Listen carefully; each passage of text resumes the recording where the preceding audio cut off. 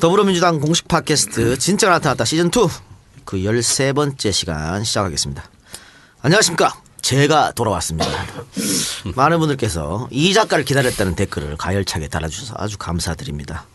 지난주 우리 정청래 의원님께서 진행의 욕심을 부렸다가 역풍을 얻어맞으셨습니다. 심각하던데. 50평생 처음입니다. 이 시대의 참 사과인 정청래입니다. 모든 것은 제 책임이고 제가 잘못했습니다. 사과드립니다. 깔끔하게 사과해주셔서 감사드립니다. 네. 전혀 이런 반응이 올지 생각하지 못하셨죠? 의외였습니다. 의외였습니까? 사람이 의외의 비판을 받으면 균형을 잃습니다.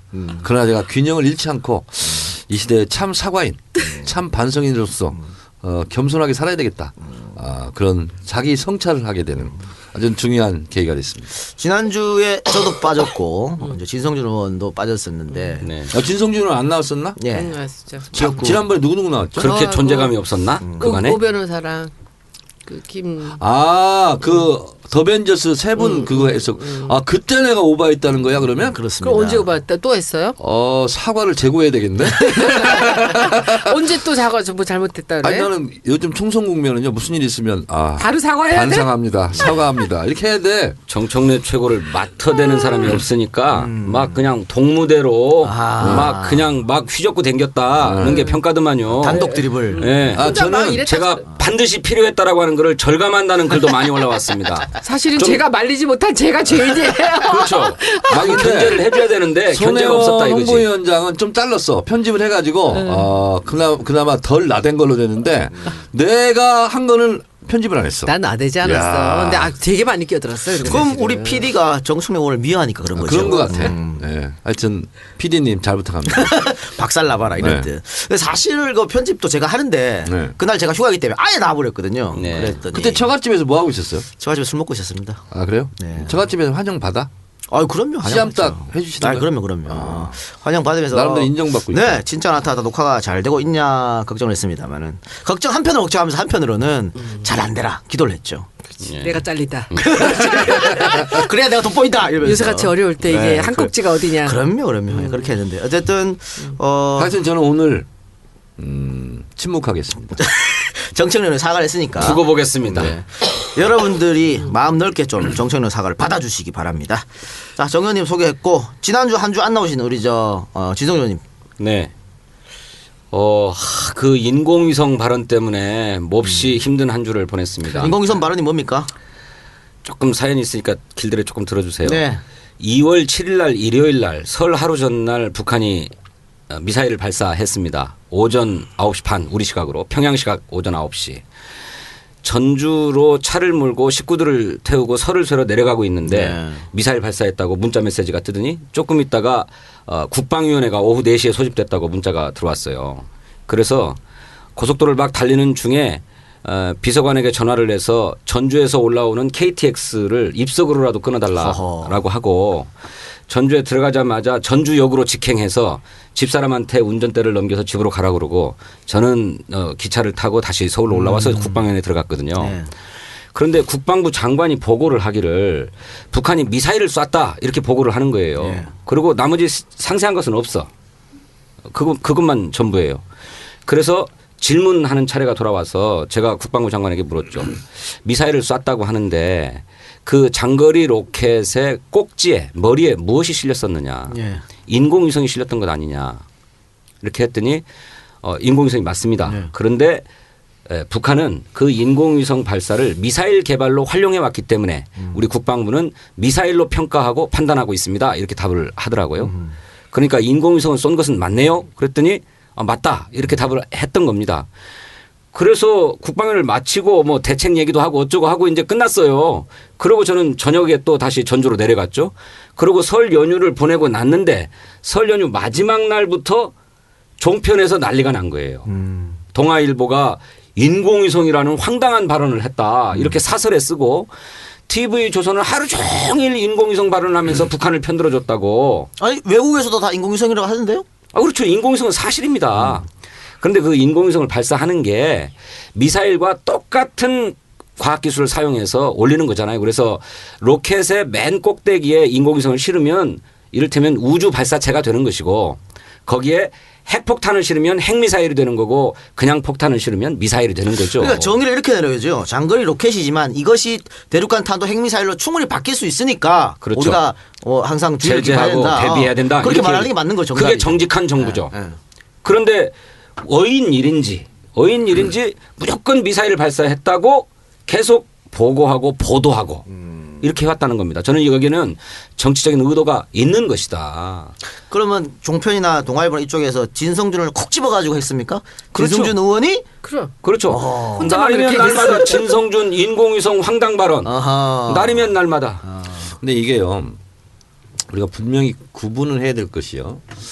장거리 미사일이든 로켓이든 어찌됐든 거기에 최종 목표가 뭐였느냐. 네. 폭탄이냐 아니면 위성이냐. 이거에 따라서 그걸 운반하는 기구는 분명히 위협적인 수단이 될 수 네. 있죠. 그러면요. 네. 인공위성을 실으면 그것이 이제 관측위성이 되는 것이고 네. 거기다가 폭탄을 실으면 그것은 무기가 미사일이 되는 되는 거고 거죠. 이렇게 되는 네. 거죠. 네. 근데 우리가 여기서 하나 혼란스러운 게 있어요. 그러니까 장거리 로켓, 장거리 미사일과 대륙간 탄도미사일 ICBM이라고 하죠. 이건 구분해야 됩니다.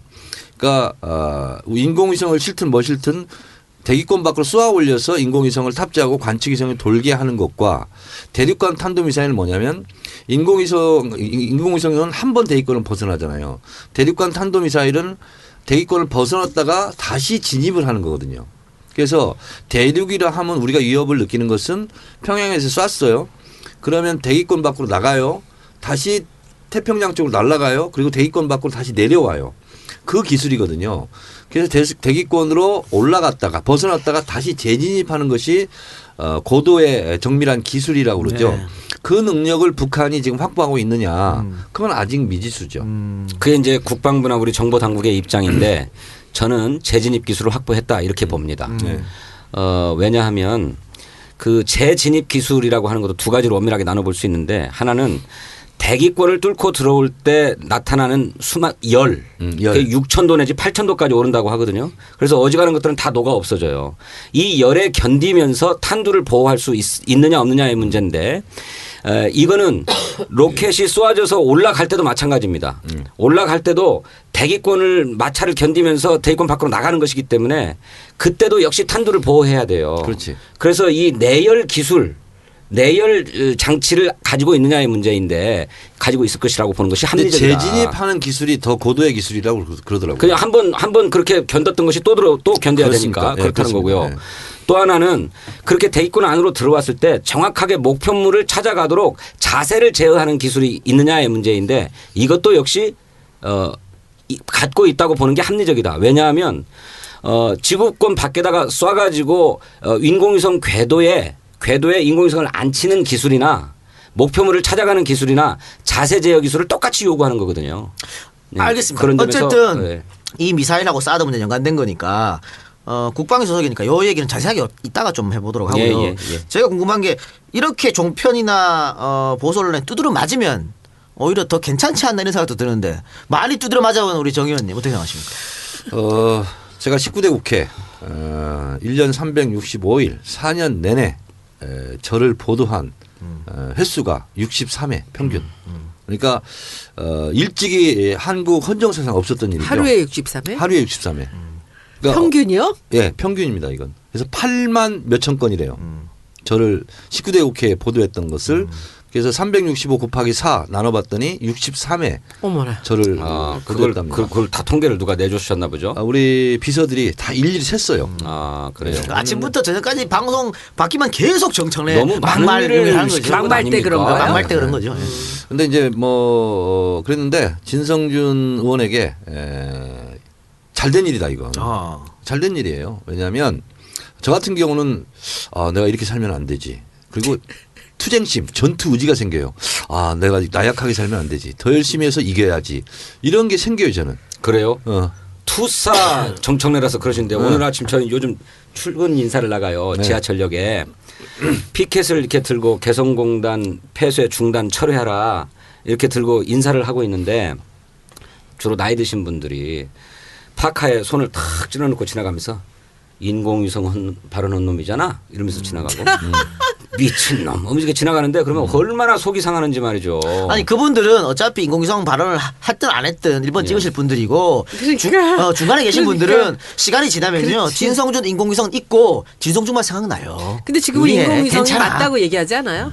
아니 그건 사실이니까 인공위성 쏘는 건 사실이고 외국에서는 다 그런데 지금 우리만 그러고 있어요. 미국에서도 인정하지 않았어요? 네, 미국에서 인정하고 미국에서 다 있어요. 인정하고 아니 그 지금 사실이 뭐 인공위성이라는 궤도에서 건데. 돌고 있다고 하니까 그건 이렇게 부인할 수 없는 한번 거죠. 저기다가 트위터나 이런 데다가 그 인공위성이라고 얘기한 사람들 쭉 그 이 나열을 해가지고 누가 내가 맞다. 맞았는데라고 한번 해요. 예, 진성준은 예. 강철은 어떻게 단련되었는가? 네. 두드려 맞아야 돼. 두들겨 맞으면서 단련돼요. 지금 강철 같은 사람이 되는 과정이니까 네. 저를 바라보면서 위안을 삼기 바랍니다. 맞아서 단련된 거예요. 아, 그러면? 그럼요. 아, 그럼요. 알겠습니다. 그리고 안 맞을 사람 같이 생겼는데. 손혜원 위원장님 지난번에 이제 언론 인터뷰를 안 한다고 하셨는데 지난주에 MBN 나가서 혼자 나가셔서 단독으로 송지현 씨가 사실 굉장히 중립적인 분이 아니거든요. 굉장히 치우쳐진 분인데 네.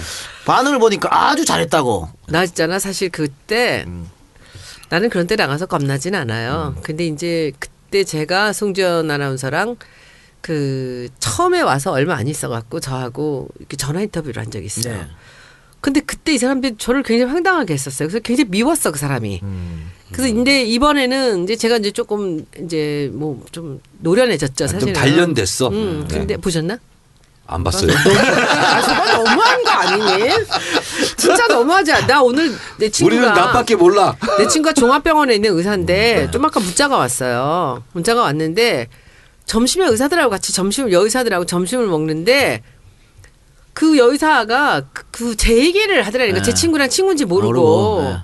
그러면서 요새 그 더민주에 자기는 더민주 정말 싫어하는데 더민주에 홍보위원장이라는 여자가 하나 왔는데 그 MBN에 나오는 걸 보고 자기가 팬이 됐다고 그러면서 얘기를 하더라는 거예요. 예. 그래서 얘가 집에 가서 그 MBN을 찾아보고선 저한테 감동했다고 문자 보내왔어. 1번 찍는 의사가. 알겠습니다. 봐줘야 돼. 자, 돼. 그래, 네. 너무한 정말 너무하지. 네, 시청자 청취자분들 지금 즉시 MBN에 가서 다시 보기에서 손혜원 위원장님 나온 그 장면은 다시 보시기 바랍니다. 저도 그 MBN 출연한 거 있잖아요. 그것을 보는 것을 적극 검토하겠습니다. 아 너무해. 아 근데 본인이 이제 인터뷰 안 한다는 놓고 그것도 혼자 가서 생방송인데. 나 혼자 아니면 안 가요. 왜 그런 결정하셨습니까? 또 상대가 송지연이었는데. 전 그 순간은 안 무서워요. 내 장성민도 한번 나가려고 생각하고 있어요. 장성민. 근데 제가 안 나갈 이유가 없는 거예요. 그리고 질문지를 보니까 그 전날 아니 이제 이게 이제 제가 안 나갈 수가 없었던 게 조동원 위원장하고 저하고 둘이를 나오래 해서 저는 안 나간다. 네. 둘이는. 같이 나갈 필요가 없지. 네, 저는 한 번도 안 나갔어요. 그랬더니 오전 오후로 하면 어떻겠냐. 저는 안 나갑니다. 딱 거절했거든요. 그랬더니 그럼 날짜를 바꾸면 그거 가겠다 그랬어요.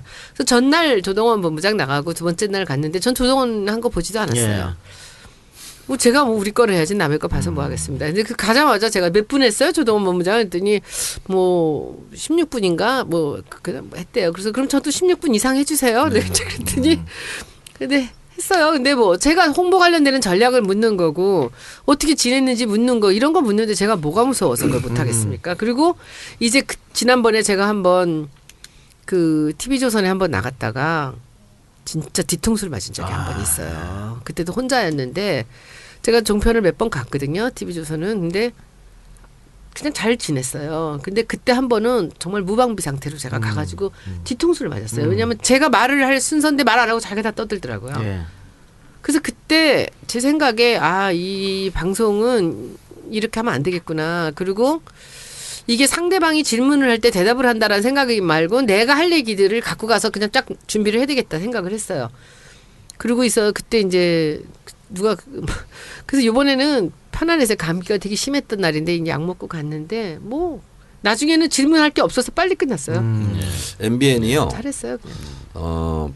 이게 회사의 방향이 좀 바뀐 것 같아요. 19대 국회에 들어서 진짜 종편들에서 저 섭외를 진짜 많이 했거든요. 근데 다 어차피 저는 조정동하고 지금 뭐 10년 넘게 단 한 번의 인터뷰도 안 하고 있고 그런데 MBN만 나갔어요, 제가. 근데 거의 고정으로 나갔어요. 2년 동안.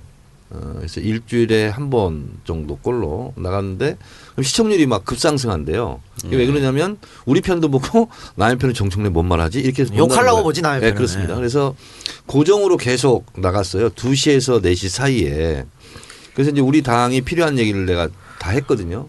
좀 초창기에는 다른 종편들에서 연락이 와요. 아니 같은 종편인데 왜 MBN은 나가고 왜 TV조선 안 나옵니까? 그래요. 그러면 내 맘이야. 그럼 이제 그냥 계속 그렇게 했는데 한 2년 했는데 의원님 저희가 프로그램 개편을 해서 성격이 좀 바뀌었습니다. 그래요. 그래서 왜 바뀌었어요? 했더니 말은 안 하는데 그다음부터 이제 아예 안 부르는 거야.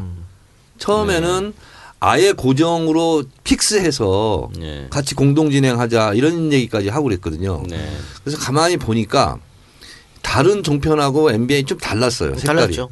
달랐는데 좌빨 종편이란 말도 거기서 들었으니까. 못 견뎠던 것 같아. 예. 그리고 그냥 뭐 TV조선 채널 A처럼 가버린 거죠. 그래서 지금도 어떤 때는 MBN이 더 심하더라고요. 저 MBN 네. 갔는데 메이크업을 이제 받고 있는데 높은 분이 내려오셨어요.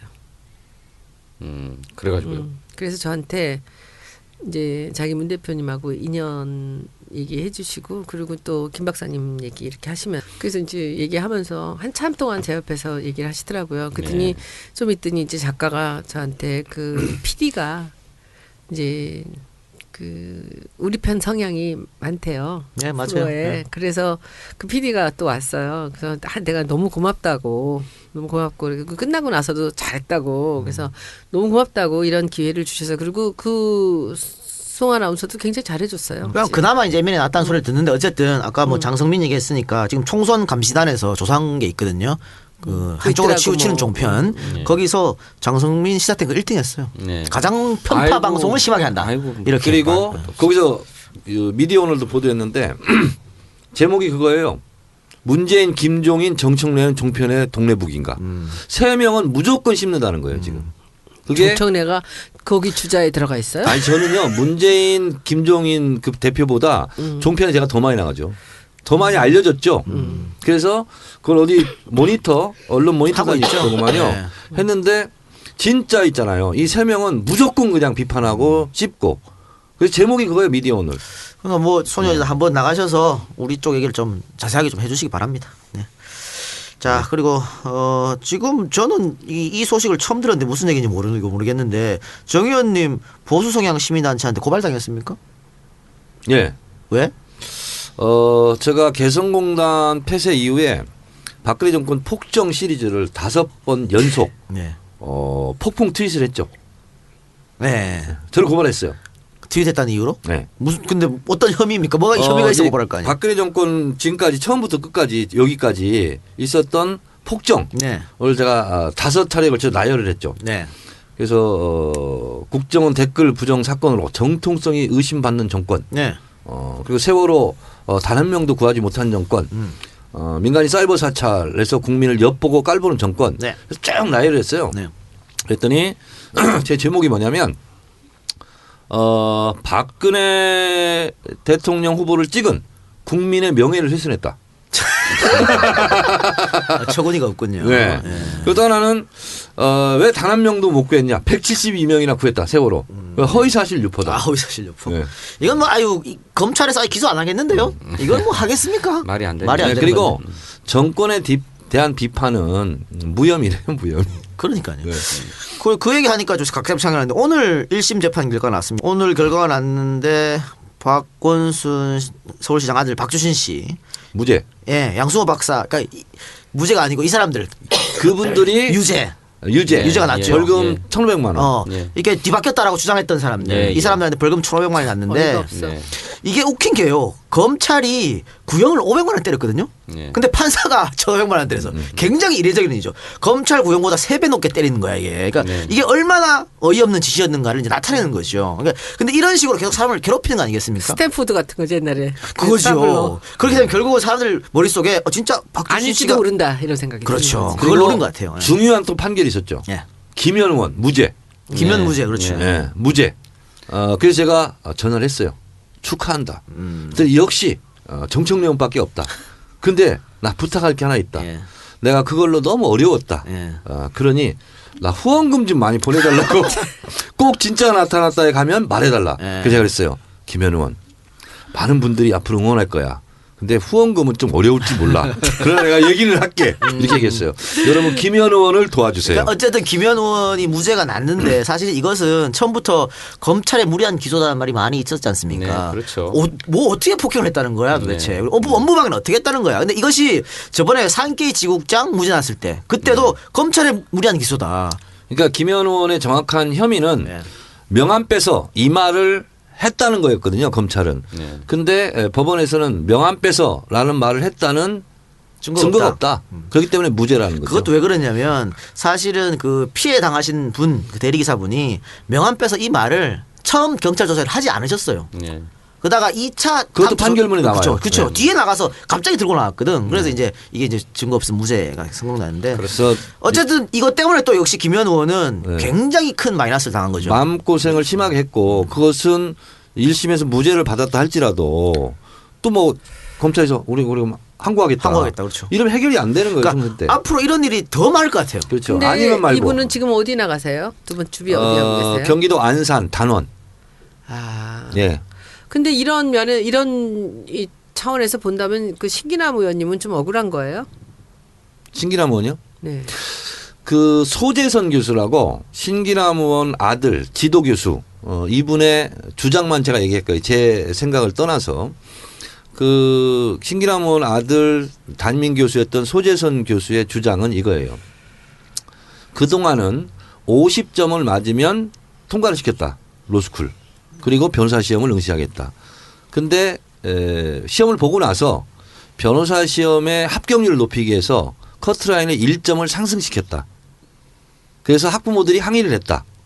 근데 신기남 의원은 그걸 알았는지 몰랐는지 항의를 안 했다는 거예요. 그래서 본인이 전화를 했다. 다른 학부모들은 지금 항의하고 난리가 났는데 왜 신기남 의원은 아들 문제에 대해서 무관심하냐. 그래서 소재선 교수의 전화를 받고 학교에 가서 1시간 기다렸다 만났다. 그래서 잘못했다면 내가 잘못했다. 신기남 의원은 잘못한 게 없다. 라고 소재선 교수가 정론관에서 와서 얘기했는데 나는 소재선 교수의 주장이 옳고 그르고 뭐 한지는 잘 모르겠어요. 근데 그런 주장은 한 거죠. 그런데 그 윤리위원회 그 이제 판결이 좀 무리하다. 네. 뭐 이런 얘기들이 나오는 것은 뭐예요?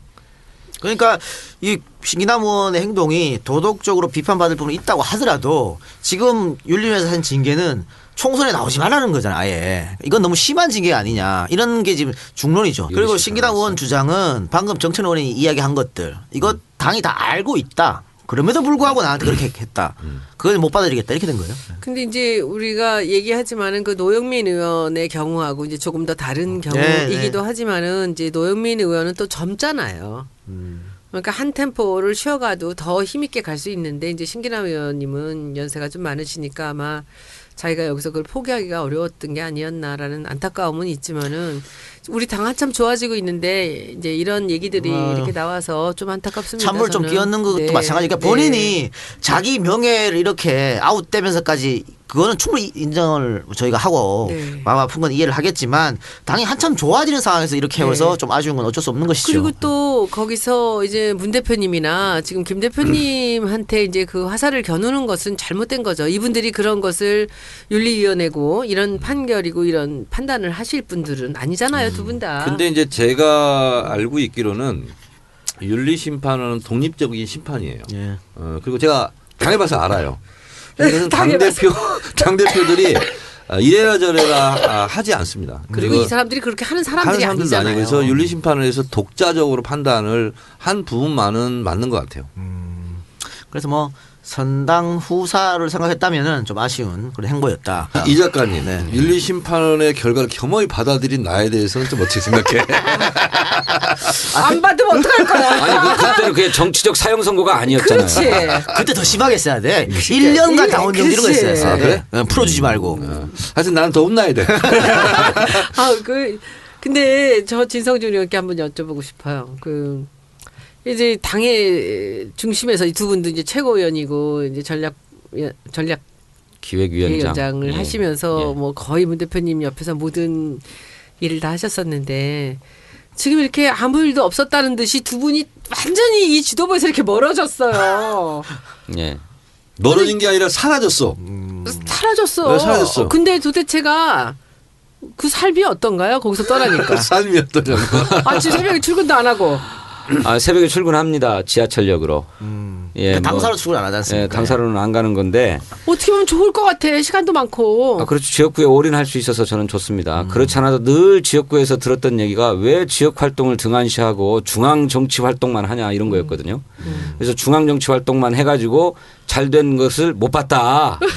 이런 얘기를 많이 들었어요. 실제로 강서 을구는 계속 국회의원 초선을 하고 다음에 갈렸어요. 다음 선거 때마다. 근데 김성호 의원이 대표적인 중앙 정치인이었고 늘 언론 인터뷰, 언론의 폭로 이런 걸 앞장서서 하셨던 분이고 그 전에 이신범 의원 이 사람도 지역구 활동 안 하고 막 뭐 DJ 공격하는 데 앞장섰던 사람이잖아요. 이신범, 김성호 뭐 이런 분들이 다 지역구에 밀착하기보다는 중앙 정치 활동에 많이 치중했던 분들인데 그분들마다 다 갈렸다는 거예요. 네. 그런다고 진성준 너도 안 되니까 지역구 좀 열심히 하라는 얘기를 많이 듣죠 제가. 근데 지금 그러면은 이 지역구에 올인하시면서 너무 단순한 삶을 사시는 것 같아요. 그렇죠. 안녕하십니까 진성준입니다. 수고하셨습니다. 진성준입니다. 이 얘기만 하고 있는 거죠. 그러니까 뭐 전략이 뭐고 그냥 뭐 조사고 개나발이고 이제 아무 그건 관심도 다 없고. 위에 분들이 다 알아서 잘 해주시겠죠. 그러니까 뭐. 관심도 없는 것 같아. 이제 본인의 당선을 위해서 전략을 짜야겠죠. 예, 뭐 그래야지. 전략 없다며. 아니 그러니까 무조건 많이 만나는 게 제 전략입니다. 그래요. 예. 정치국께서는 어떠세요? 저는 하루하루가 즐겁고 행복합니다. 이거기서 떠나니까 네. 참 너무 심하다들. 네, 뭐냐면 이제 제가 주로 이제 뭐 저를 좀 아끼고 했던 분들이 하는 얘기가 이거였어요. 아니 정 의원 이름 알릴 만큼 알렸고 모르는 사람이 없는데 뭘 거기 가서 계속 그렇게 텔레비 앞에서 떠드냐. 예. 동네 돌아다니지. 주로 이제 이거였어요. 이거였는데 저도 이제 7시 반부터 이제 지하철역 인사를 시작해서 이제 하루를 마감하는데 너무 좋은 게 이게 저는 어떤 상황이 되면 항상 긍정적으로 제가 이렇게 저한테 유리한 방향으로 생각하고 행동하거든요. 아전인수를 하시는구만. 아전인수지. 근데 진짜 제가 제일 많이 듣는 얘기가 이 말하면 또 웃을지도 모르는데 아니 정 의원 이렇게 사람이 좋고 인상이 좋은데 텔레비는 왜 맨날 그렇게 나왔어요? 그럴 일은 없다고 봐요. 제일 많이 듣는 1번이 이거예요. 1번이 이거고 예. 마포구에만 들어가면 얼굴이 천사가 된다며. 예. 저 누가 이 얘기를 누가 했는지 들었거든요. 근데 늘 1번만 찍으신 분, 정청래 절대 안 된다 하시는 분이 딱 보자마자 이렇게 말씀하셨어요. 예. 이게 1번이고요. 두 번째는 남자들은 그런 얘기 안 하는데 40대, 50대 잘생겼다고? 여성분들 뭐냐면 이렇게 한참 쳐다봐요. 실제로. 그러면서 어머 이렇게 잘생긴지 몰랐어요. 그래. 그런 애도 없어. 진짜 얼굴이 왜 이렇게 커 이런 정도는 그래서 얘기했지. 그래서 나는 이 첫 번째 얘기, 두 번째 얘기 있잖아. 이 얘기를 듣기 때문에 너무 행복해. 초상에 있던 사과가 싹 사라져 버렸다는 것 같아요.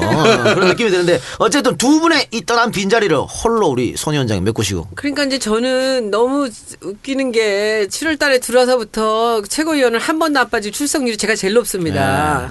다 나가서 이걸 봤는데 지금 이게 완전히 바뀌었잖아요. 그 바뀐 장면을 또 보면서 그 옛날에 그 자리에 앉아 계셨던 분들이 파노라마 같이 이렇게 스쳐지잖아요. 이제 보면서 굉장히 좀 여러 가지 감회가 있습니다. 정치가 스펙타클하다 이런 건 네, 느끼셨죠? 아주 그거는 이루 말할 수도 없어요. 그리고 제가 이제 그렇잖아요. 제가 뭐 진짜가 나타났다 댓글은 제가 다 보죠. 다 보고 이제도 제가 나왔을 땐 또 다 봤고 보면은 사람들이 어떻게 느끼는지 무슨 말을 하는지를 봐요. 근데 실제로 우리가 대중의 의견들이 이렇게 한쪽으로 쏠리고 있다면 그게 맞는 거예요. 그렇잖아요. 그래서 저는 그 사람들의 얘기들을 굉장히 많이 듣는데 이제 거기서 또 지금 지도부 얘기가 또 나오죠. 그러면 제가 그런 거 듣고 전달 드려요. 네.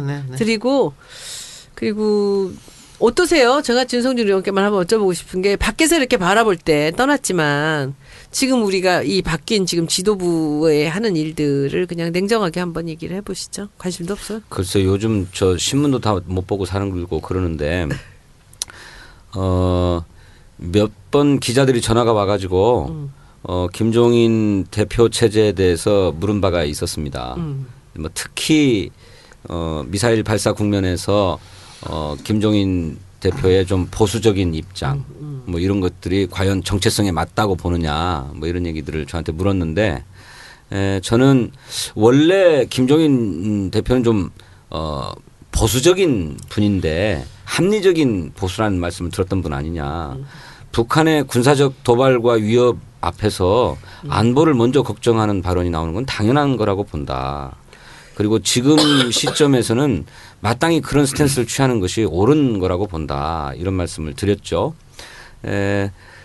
그래서 저는 현재의 국면에서는 다소 보수적인 입장이 강조될 수밖에 없다고 보여져요. 하지만 김종인 위원장도 본질은 아주 합리적인 분이기 때문에 남북이 늘 군사적인 대결과 대치 상태로만 가서는 안 되고 어떻게든 대화를 통해서 관계를 복원하고 회복해야 된다고 하는데 따라서 햇볕 정책의 진정성에 대해서 동의하시는 분이라고 저는 믿고 있습니다. 그렇기 때문에 저희 당의 비상대책위원장을 맡아주신 거고 대표를 맡아서 수행하시는 거라고 그렇게 보고 있습니다. 집권 야당 얘기를 이제 늘 하시는데 제가 그 햇빛 정책의 선샤인 팔러시.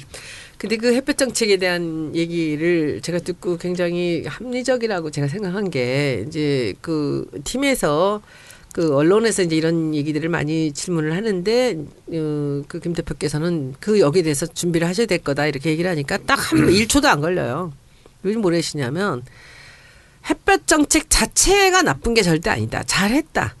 DJ 때나 노무현 때나 잘했는데 그것이 그 톤으로 계속 지속이 됐다면 그것이 햇볕 정책이 지금에는 굉장히 다른 결과를 갖고 왔을 것이다. 그러나 정권이 바뀌면서 일어난 그런 이 지금까지 이 5년과 지금 8년의 이 시간 동안 그때 그 햇볕 정책을 우리가 지금까지 얘기할 수는 없는 상황이 됐다. 김종인 위원장한테 그렇게 얘기를 하셨는데 문재인 대표가 정치 현안에서 말씀이 없으시다가 페이스북으로 이 문제를 처음 꺼내드렸거든요. 이거는 전쟁을 다시 하자는 얘기가 아니냐. 이래서 많은 특히 보수 언론에서 김종인과 문재인이 다른 소리를 낸다. 다시 불협화음이 있는 거 아니냐. 이런 식의 또 뭐라. 그 얘기도 네. 세상에서 저만 아는 얘기를 제가 해드릴게요. 이제 그 문 대표님이 그 얘기를 페이스북에 쓰기 시작하실 때 이제 그 얘기를 굉장히 많이 들으신 것 같아요. 김 박사님께서. 문 대표가 이런 식으로 소리를 내는데 여태까지 안 하셨었는데 이 소리를 내는데 이걸 어떻게 해야 되느냐라고 했더니 김 박사님이 이렇게 얘기를 하시더라고요. 사람마다 자기 의견들이 다 있는 거고 더군다나 문 대표 같은 경우에는 자기가 참여정부 시절에 이 일을 적극적으로 했었던 일이기 때문에 거기에 대한 애정도 있고 더 안타까운 점이 많을 것이다. 그 사람이 그렇게 반응하는 거는 너무 당연한 거고 내가 지금 대표로서 이렇게 반응하는 것도 당연한 거고 이것과 그것이 틀린 말이라기보다는 서로들 그때 그 개성공단을 이 보는 입장이 문 대표는 또 남다르기 때문에 그럴 수 있는 거다. 이렇게 얘기를 하시더라고요. 알겠습니다. 그럼 두 분께 여쭤볼게요. 어쨌든 정통 야당 지지 세력자들은 문 대표 의견에 동조하는 사람이 굉장히 많습니다. 그러면서 김종인 대표가 작전상 그런 건 알 것 같은데 저게 진담이면 어떡하냐. 또 이렇게 걱정하시는 분이 많거든요. 두 분 의견 한번 말씀해 주시기 바랍니다. 먼저 좀 설명이 필요한데요. 네. 정동영 통일부 장관 때 김정일 국방위원장하고 4시간 넘게 대화를 한 적이 있습니다. 그때 정동영 통일부 장관이 노무현 대통령의 프리핸드 전권을 가지고 왔어요. 이렇게 뭐 상의할 필요 없고 당신이 알아서 다 대화하고 해라. 그때 가서 남북 철도를 연결하자 이렇게 얘기를 합니다. 그랬더니 김정일 당시 국방위원장이 이렇게 얘기합니다. 혁명의 수도 평양을 철도가 지나가려면 응당한 대가를 지불해야 됩니다. 이렇게 얘기합니다. 그 응당한 대가가 뭐냐면 북미 수교였습니다. 그리고 북일 수교. 그래서 북한과 미국이 악수하고 수교를 맺고 미국이 북한의 체제 안전을 보장해주고 그래서 미국의 입장으로는 사우스 코리아 is old friend, 노스 코리아 is new friend. 그렇게 되면은요. 곧바로 북한하고 일본하고 정상회담을 통해서 수교를 하고 북한이 요구하고 있는 일제 배상금 110억 달러를 일본이 즉각 지불하고 그리고 북한의 핵을 완전 불능화하고 완전 폐기하고 그리고 정전협정을 평화협정으로 바꾸고 그리고 남북철도를 연결하자. 그게 김정일 국방위원장이 얘기했던 응당한 대가입니다. 그리고 그때 그 석 달간 미국이 우리 정부에게 북한이 생각이 어떠냐 하고 귀동냥한 유일한 기간이 그 석 달이랍니다. 그리고 나서 9.19 공동성명이 나와요. 그 9.19 공동성명이 지금 제가 얘기했던 내용들입니다. 이게 이제 역사적 사실관계인데 10년 전에 있었던. 근데 그게 지켜지지 않죠. 그리고 여러분 BDA라고 방코델타 아시아. 미국이 그걸 털어요. 네. 그래서 북한하고 같이 9.19 공동성명을 했던 것을 미국이 깨죠. 그러면서 지금까지 관계가 상당히 어그러져 온 거죠. 1차 핵실험을 2006년 10월 9일 날 했습니다. 한글날. 그때 김대중 대통령이 3일 후에 전남대학교 가서 강의를 합니다. 이렇게 얘기하죠. 지금 북한이 핵실험을 했는데 국민들이 라면 사재기를 안 하고 있다. 그 라면 사재기를 안 한 이유는 뭐냐. 금강산에 100만 명 이상이 가봤다. 그래서 우리의 체제 우위를 느끼고 있다. 햇볕 정책을 하기 전에는 북한을 방문한 사람이 비공식 비밀리에 갔던 사람이 200명밖에 안 되는데 햇볕 정책 이후에는 100만 명이 북녘 땅을 밟았다. 그렇기 때문에 북한이 핵실험을 해도 우리 국민들이 불안해하지 않고 있다. 북한이 핵을 만든 것은 남침용이 아니라 대북 협상용이다. 네. 그래서 국민들께서는 불안해할 필요가 없다. 이게 이제 김대중 대통령의 전남대 강의입니다. 그걸 이어받아서 얘기한다면 김대중 대통령 때 서해 교전이 있었죠. 근데 김대중 대통령은 응징하라고 명령을 내렸어요. 그래서 북한 배를 응징을 했어요. 쳐부쉈거든요. 그러나 금강산을 닿지 않았어요. 그래서 단호한 응징과 대화 이 두 끈을 가지고 있었던 거죠. 저는 이 국면도 저는 마찬가지라고 보고 있거든요. 그래서 네네. 아무리 어려워도 이렇게 어려울수록 대화의 창구, 대화의 끈은 놓지 말아야 된다 하는 입장을 우리 야당은 계속 견지해야 된다. 이 하나의 이 대화를 하자는 것을 놓쳐버리면 우리 야당이 앞으로 굉장히 두고두고 화근이 될 것이다. 이렇게 생각합니다. 알겠습니다. 진성준 의원. 예, 아까도 말씀드렸던 것처럼 우리 당의 많은 정체성을 형성하는 지향과 가치가 있는데 그 중에 대표적인 것이 햇볕 정책입니다. 남북 간에 평화적으로 교류하고 협력해야 된다. 이것이 발전되면 사실상의 통일의 순간이 올 것이다 라고 하는 것이 우리 당의 대북 정책의 기조이자 통일 정책의 기조입니다. 이것을 훼손하려고 하면 그것은 김대중 대통령이 이를테면 DJP 연정을 파기했을 정도로 이를테면 당시에 자민련 총재 김종필 총재가 국무총리를 맡아가지고 DJP 연합정권을 형성하고 있었는데 그 햇볕 정책의 상징인 임동원 통일부 장관을 경질하라고 요구했을 때 결국 갈라서고 말았죠. 네. 다른 사람들 같으면 정권을 유지하기 위해서라도 임동원 장관을 경질했을 거예요. 김대중 대통령이. 그런데 그걸 감수하고 이를테면 소수 정권이 되는 부담을 안았던 거죠. 그만큼 햇볕 정책의 지향과 가치는 지켜져야 된다.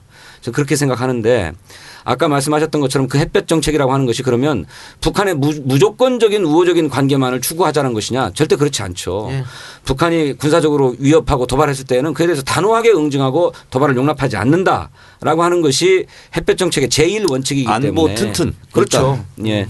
그러니까 김종인 대표 같은 경우에는 본인도 직접 얘기한 것 같은데 이거를 정부 여당에서 선거에 이용하고 북풍에 이용할 수 있으니까 아마 그런 차원에서 얘기한 것 같아요. 근데 제가 봤을 땐 그렇습니다. 사실은 뭐 김대중 노무현 정권 10년 동안 햇볕 정책을 한 거고 이명박 박근혜 정권이 9년 동안 폐쇄 강공책을 했지 않습니까?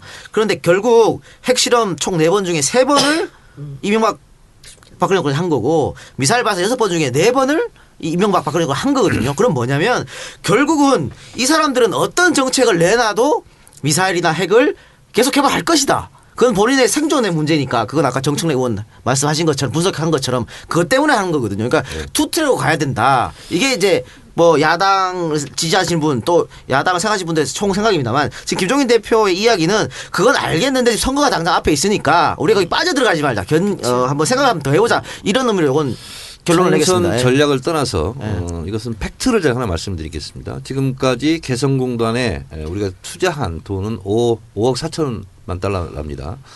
그런데 참여정부 때 투자한 것은 2천만 달러고 박근혜 정부 이명박 정부 때 5억 2천만 달러를 투자했다는 거죠. 그러면 북한 개성공단에 퍼주기를 해서 핵무기를 누가 만들었다라고 퍼주냐는 거지. 새누리당 정권이 공격을 한다면 5억 4천만 달러 중에서 2천만 달러가 소위 말하는 민주정부 때 됐고 5억 2천만 달러 90% 이상이 박근혜 정권 이명박 정권 때 투자된 거 아니냐. 그럼 이거에 대해서 해명해라. 라는 건 있는 거죠. 네. 근데 그걸 이제 국회에서 얘기를 했는데 홍영표 통일장관이 거기에서 아무런 말을 못했습니다. 못하고 또 홍 장관이 계속해서 개성공단 자금이 북한 핵과 미사일 개발에 조정됐다 이렇게 했다가 이제 말을 뒤집었지 않습니까? 오늘 최종적으로는 그 말에 대해서는 말하지 않겠다 이제. 이제는 증거가 없다고 자기 스스로도 이렇게 인정했죠. 얘기했어요. 와전됐다 뭐 이렇게 하다가 예. 네. 어. 오늘 개성공단 기업인들 있잖아요. 만난 자리에서 더 이상 전용 얘기 하지 않겠다. 근데 또 어제 박 대통령이 국회에서 연설할 그 때 헛소리. 또 그런 말을 했거든요. 네. 그 왜 도대체 뭔가 이게 지금 안 맞는 것 같은데. 그러니까 이제 그러면 결과적으로 들어갔다 이런 얘기죠. 결과적으로. 그리고 그 얘기는 파악됐다가 아니에요. 예. 파악되고 있다야. 네, 파악하고 예, 있다. 네. 그 어디 뭐 내부자 영화에서 나온 것 같은 그런 말은. 북한이 외국에서 벌어들인 돈이 예. 북한을 운영하는데 다 쓰였겠죠. 어떤 방식으로든 핵무기를 개발하는 데도 쓰고 미사일을 개발하는 데도 쓰고 다 들어가니까 그렇게 따지면 결과적으로 어떤 돈이든 핵무기 개발하는 데 다 들어갔겠죠. 이것도 이제 팩트 좀 말도 안 되는 체크입니다. 얘기를 하고 있어요.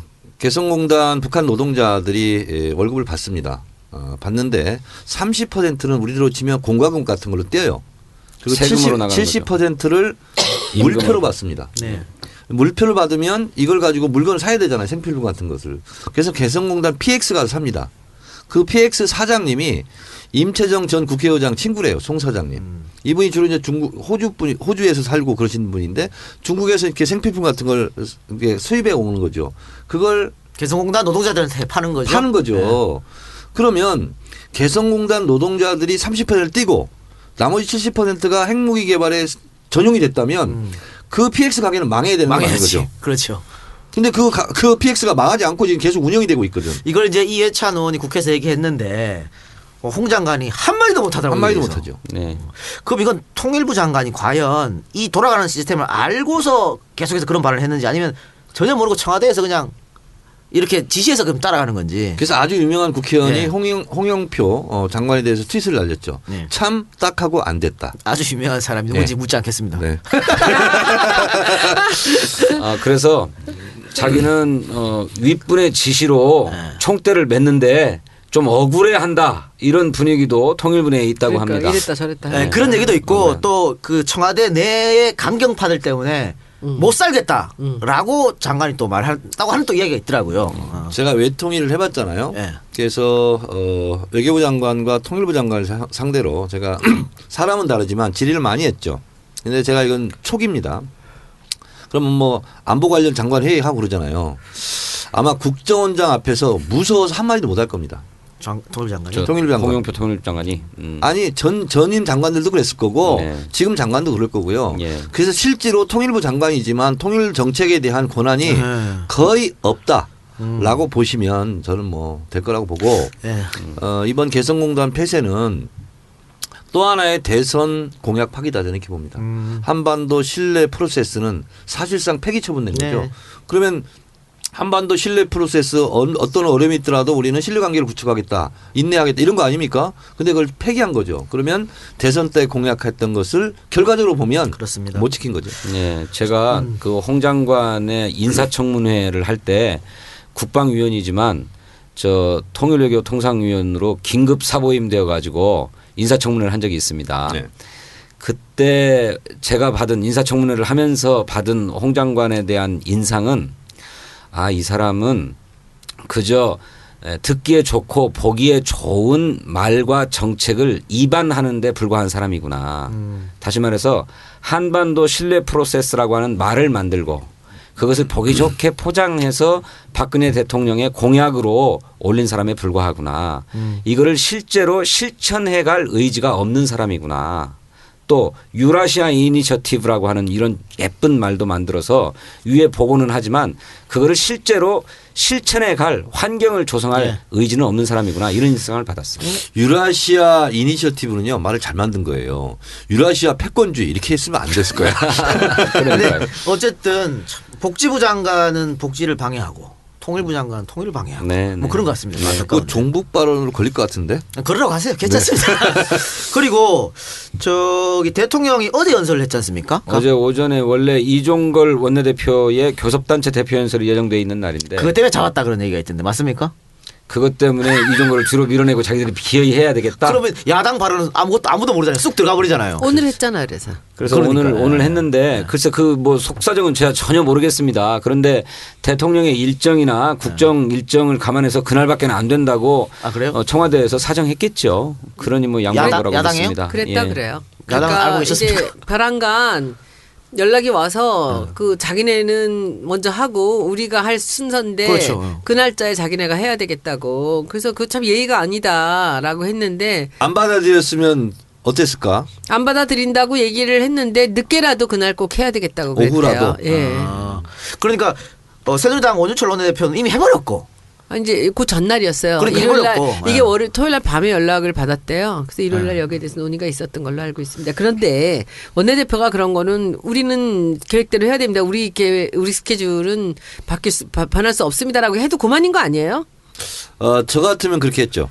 그렇죠. 저는 네. 이렇게 밀리는 게 이상해요. 왜 자기네 거 두고 여기 와서 해? 남의 그러면 거를. 예의가 아닌 거죠. 이건 어떻습니까? 원유철 새누리당 원내대표가 핵을 우리도 가져야 된다. 이런 얘기를 했거든요. 이렇게 얘기해갖고 또 김을동 의원은 핵을 사와야 된다. 얼마에 파는데요? 뭐 어디 가서 팔? 계속 홍남 PX에서 파는지 모르겠습니다만 하여튼 사야 된다. 이렇고 하태경 의원은 김정은을 콕 찍어서 제거해야 된다. 뭐 어떻게 제거할지는 모르겠어요. 특수부대가 제거하는지 모르지만 이런 발언들 현실적으로 정말 있을 수 없는 발언들이지 않습니까? 야, 현실적으로 일어날 수 없는 일이잖아요. 그런데 원내대표가 직접적으로 나와서 이야기하고 최고위원이 방송에서 이야기하고 이분들 왜 이럴까요? 무식한 거죠. 무식한 겁니까? 네. 뭔가 뒤에 작전이 있어서 그런 거 아닐까요? 작전이라고까지는 모르겠는데 사실 저 원유철 원내대표는 국회 국방위원장을 역임했던 분입니다. 그러니까 군사관계에 대해서 잘 아시는 분이라고 봐야죠.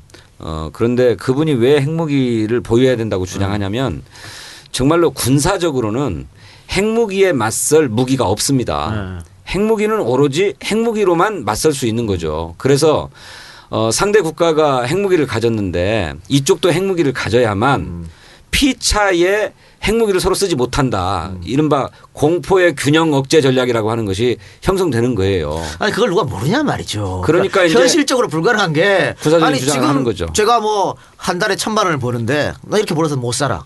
한 달에 10억을 벌어야겠어. 이거랑 똑같은 거지. 현실적으로 벌 수가 없는 건데 현실적으로 핵을 우리가 갖지 못하잖아요. 당장 국방을 더 잘하시지 않습니까? 우리가 미사일 개발하려고 해도 사거리 이거 조정하는데도 미국이 안 된다 해서 못하지 않습니까? 우리가. 네. 그래서 네. 어떻게 핵을 만든다는 거예요? 그러니까요. 그래서 한미 동맹의 파기를 감수해야만 핵무기를 보유할 수 있어요. 그렇죠. 예. 실제로 박정희 대통령은 대통령 시절에 주한미군을 철수한다고 하니까 뭐 자주 국방을 위해서 네. 핵무기를 개발을 하려고 했다고 하는 것 아닙니까? 그런데 그렇게 한미 동맹이 끝장나는 상황을 염두에 둬야만 핵무기 보유를 주장할 수 있는 거다. 그러니까 원유철 원내대표는 반미주의자가 된 거예요.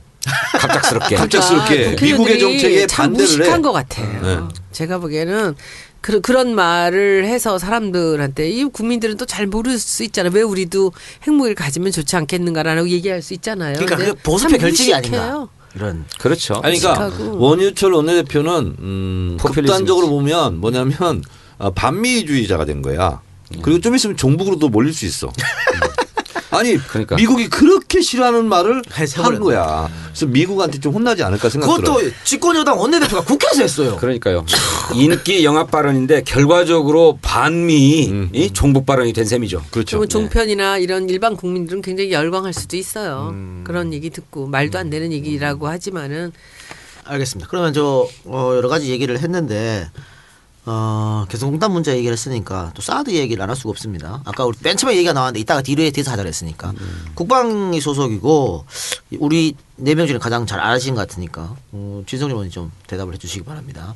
사드 다른 문제 사실 조금 시간이 지나서 벌써 언론에서 많이 얘기했고 또 다른 팟캐스트에서 많이 했습니다. 많이 했었는데 더불어민주당의 지금 생각은 어떤 겁니까? 사드가 들어오면 안 된다는 생각입니까? 아니면 시간을 좀 더 두고 보자는 겁니까? 찬성한다는 겁니까? 일단 더불어민주당이 갖고 있는 생각은 무슨 겁니까? 사드에 대해서. 네. 그간에 사드를 우리나라가 도입해야 된다라고 주장을 해왔던 정치인들이 있었습니다. 그리고 또 특히 미국 국방부 내에 특히 주한미군 사령관이 한반도에 사드를 배치해야 된다라고 하는 필요성을 계속 제기해 왔어요.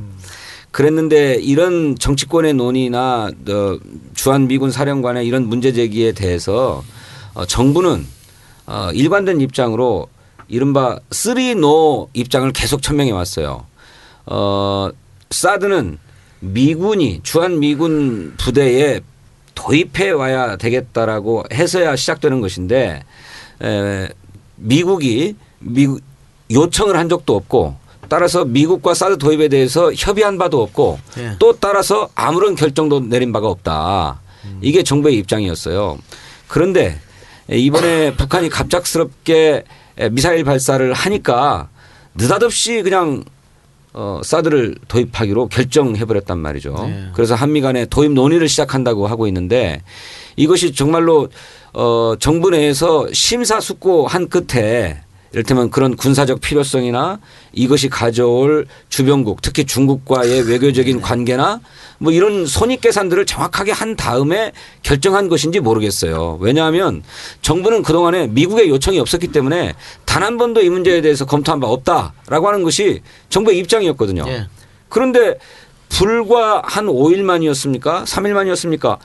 북한이 미사일을 발사하고 나니까 곧바로 사이드 도입하겠다고 결정한 거거든요. 그러니까는 어쨌든 졸속적인 입장이라고 생각 들고 그렇죠. 따라서 더불어민주당은 어떤 생각이냐고요? 따라서 사드 도입의 문제는 신중하게 국익을 판단한 후에 결정해야 된다라고 하는 입장입니다. 원천 반대는 아닙니까? 아직 원천 반대는 아닙니다. 예. 이 문제는요. 결과적으로 궁극적으로 압축 요약해서 말씀드리면 중국이냐 미국이냐 어느 편을 들래 간단하게 얘기하면 이런 문제입니다.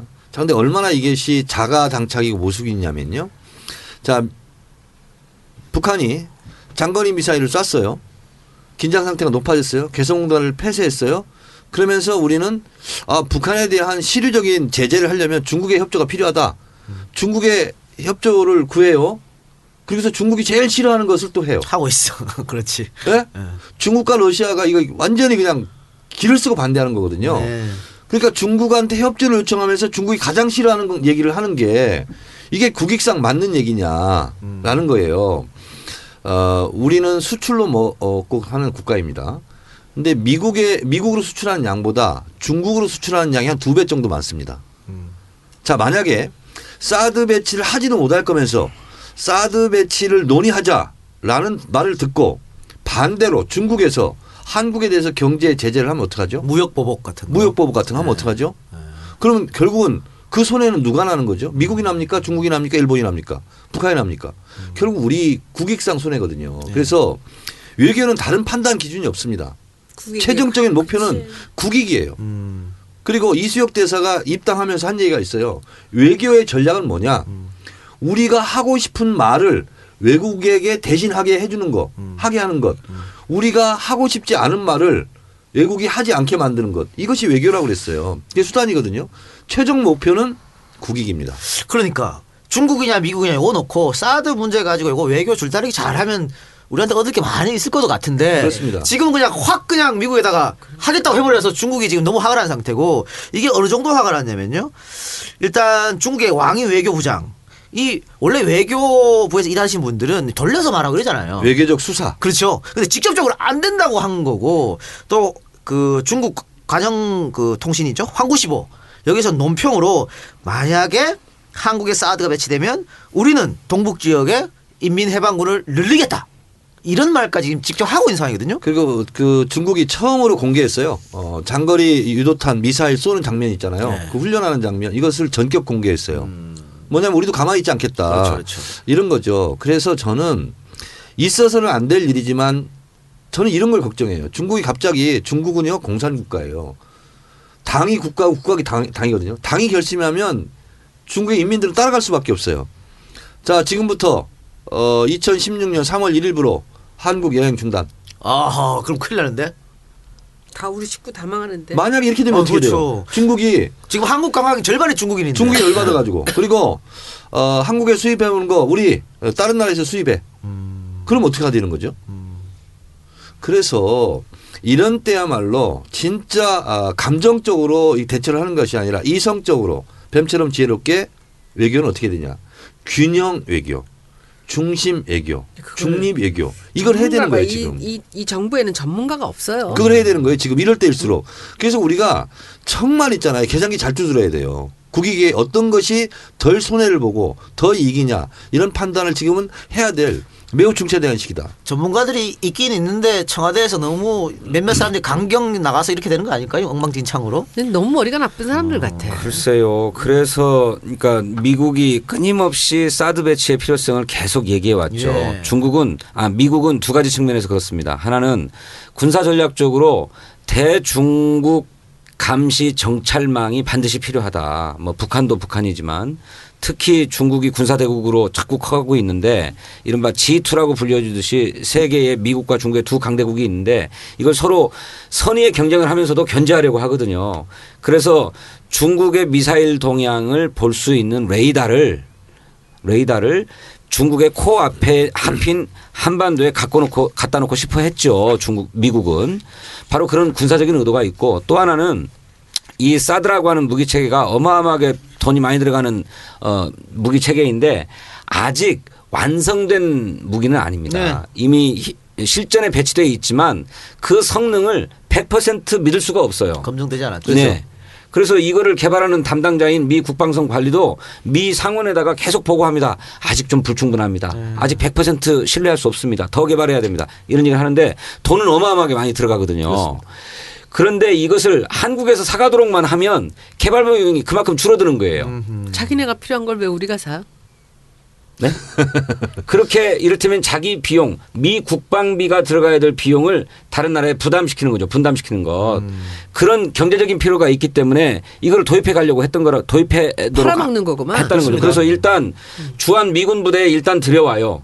그래서 이게 전개해 보니까 좋더라 하는 얘기 평가를 듣고 우리 이 나라에도 사게 하려고. 예, 사게 하려고. 그러니까 미국도요. 패트리어트가 그랬어요. 미국도 철저하게 미국의 국익적 관점에서 모든 정책을 하고 그럼요. 있거든요. 예. 그러니까 우리가 얼마 지난 이슈지만 보세요. 일본과의 집단적 자위권 그걸 원하는 거 아닙니까 미국이. 그러니까 어떻게 돼요.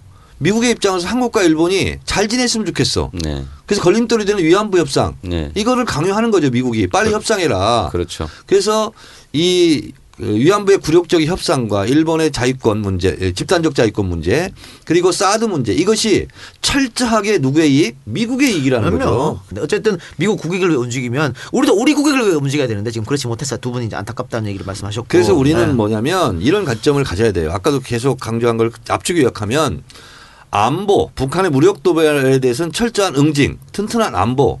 그러나 대화의 끈, 그 가운데서 우리가 철저하게 따져야 될 것은 알겠습니다. 우리나라의 국익 이런 네. 거라는 거죠. 마지막으로 사드 문제도 하나만 여쭤보겠습니다. 그 새누리당의 김무성 대표도 그런 얘기를 했고 또 국방부 장관도 그런 얘기를 했는데 전자파 전혀 문제 없다라는 말씀들을 하셨습니다. 예. 그런데 많은 전문가들은 전자파 분명히 문제가 있을 것이다. 이라크전에서도 이유 모르게 미군들이 아팠던 거 다 전자파 때문이다. 이러고 네. 있거든요. 이 전자파 네. 문제에 대해서 좀 한마디 해주시기 바랍니다. 그거는 괌의 환경영향 평가서가 있어요. 네. 괌에 사드가 배치되어 있거든요. 이 괌의 환경영향 평가가 2014년도에 미국에 보고가 된 것인데 여기에는 100m 안에서는 심각한 화상이나 내상을 초래할 수 있다라고 보고되어 있어요. 그러니까 그냥 100m 정도를 벗어나면 안전한 구역이다. 이게 국방부 장관의 답변이었거든요. 우리 국방위원회에서. 근데 그런 정도가 아니고 100m 안에 들어가면 치명적인 상처를 입어요. 그냥 녹아버려. 예. 그래서 이거는 살인적인 전자파가 나온다 이렇게 봐야 되고 이것이 거리의 제곱에 반비례해서 전자파의 영향이 줄어든다는 거거든요. 그래서 전자파의 영향이 없는 지점, 인체에 무해한 지점이 3.6km까지입니다. 3.6km까지 떨어져야 무해하다고 볼 수 있는 전자파가 나온다는 거고 적어도 5km 정도는 이격되어야 전자파로부터 안전하다 이런 평가를 받아요. 그래서 실제로 5km 이내에는 비행기도 날아갈 수 없도록 미 국방 지침에는 그렇게 돼 있단 말씀이죠. 그러면 5km 반경 5km면 상당히 넓은 양의 토지를 우리가 제공해야 되는 거네요. 그렇습니다. 미국에다가. 네. 그건 또 우리가 부담해야 되는 거죠. 그래서 이제 그런 그렇습니다. 얘기가 있어요. 사드를 찬성하는 국회의원 지역구에 거기다 갖다 놔야 사드 돼. 기지를 만들자. 근데 이상해. 그 대표론자가 유승민 의원인데 그 대구가 그 후보지 중에 하나인데 그렇다고 얘기하니까 그건 아니지 이렇게 얘기했어요. 이게 사드를 주장했던 사람이 원유철, 유승민 이런 데거든요. 네. 근데 지금 후보지가 또 하필이면 평택, 대구 뭐 그래요. 대구. 예. 근데 본인은 또 찬성하는데 우리 지역은 안 된다. 그거 이게 만약에 무슨- 들어오면 주민들이 머리 띠두르고 반대하겠죠. 이건 뭐 새누리당 편이든 누군 편이든 다 상관이 없어. 아 그래서 어디에 나왔대죠? 대구 시민이 아주 보수적인 분들이 아닙니까? 네. 그런데 사드가 대구에 들어온다고 하니까 인공위성 쐈다는데 왜 이렇게 하노? 이랬다는 거예요. 그렇습니다. 예, 알겠습니다. 시간이 좀 돼서 오늘 1부는 여기서 마치고요. 2부에서는 조금 특별한 손님을 모시겠습니다. 사실 우리 방송이 몇 주 동안 계속 뭐 초대 손님을 모셨었는데 오늘은 안 모시고 우리끼리 했고요. 광고가 있습니다. 네. 네. 2월 21일 오후 3시 충북의 힘 더불어 콘서트 네네. 이재희 주최 네. 이동영 작가 네. 그리고 양손이 표정 양손이 표정. 표정이 양손 뭐 이런 걸로 오늘 뭐 트위터 막 날렸던데 양손이 표정. 너무 양형자, 재밌다. 손혜원, 이동영, 표창원, 정청래. 이것도 있고 표정이 양손 뭐 이것도 있어. 어디 나와요 그게? 그런 게? 아니 오늘 트위터에 그 막 떠돌아다녔어요. 아 그래요. 예, 그래서 많이 좀 와주십시오. 예, 충북대학교 평생교육원입니다. 3시 하니까 여러분들 많이 참석해 주시기 바라고요. 자, 2부에서는 그 부산에서 정말 힘겨운 싸움을 하고 있습니다. 4번이나 선거에서 떨어졌다고 합니다. 아니다, 3번 떨어지고 세 번. 이번이 이거 4번째라고. 사수. 전재수 후보를 전화 통화해서 이분의 생각과 사상 또 도전하는 준비 정신 이런 것들 한번 들어보도록 하고요. 고생한 얘기 좀 들어보고. 그렇죠. 그리고 또 우리가 사실 지금 총선까지 얼마 안 남았는데 지역구가 한 240여 개 치고요. 저 더불어민주당 후보를 다 한 명씩 소개시켜야 되는데 우리 일주일에 한 번 방송하니까 지금 시간이 없어. 그래서 칭찬합시다. 코너. 더불어민주당 의원 중에 한 분씩 또 후보 중에 한 분씩을 칭찬하는 그런 시간을. 진성준은 제가 예측합니다. 자기를 칭찬할 겁니다. 그러면 네. 이거 그러면 그 전재수 지금 네. 위원장 하고 나서 다음 주부터 이 위원장들도 한 분씩 하는 건가요? 뭐 그럴 수도 있고요. 괜찮을 것 같은데요. 예. 어디서 고생하고 있는 예. 그거는 디스커션이 필요합니다. 왜냐하면 또 이게 그 아직- 경쟁을 하는 분들이 예, 계셔가지고 그렇지. 이분은 경쟁은 아니시죠. 단독 후보만 모시고 하는 걸로 일단은 네, 네. 이제 좀 복잡한 문제가 있으니까 그건 네네. 우리가 디스커션이 네, 필요합니다. 생각 좀 해보고요. 네, 네. 논쟁을 좀 네, 해보도록 알겠습니다. 하겠습니다. 네, 자, 수고하셨습니다. 그러면 1부는 여기서 마치고 2부에서 뵙는 걸로 하겠습니다. 2부에서 얘기하다 중단됐지만 2부에서는 한 명씩 자랑하는 코너를 네. 또 갖도록 하겠습니다. 자, 하루만 더 기다리시면 바로 업로드 해드리겠습니다. 2부에서 뵙겠습니다.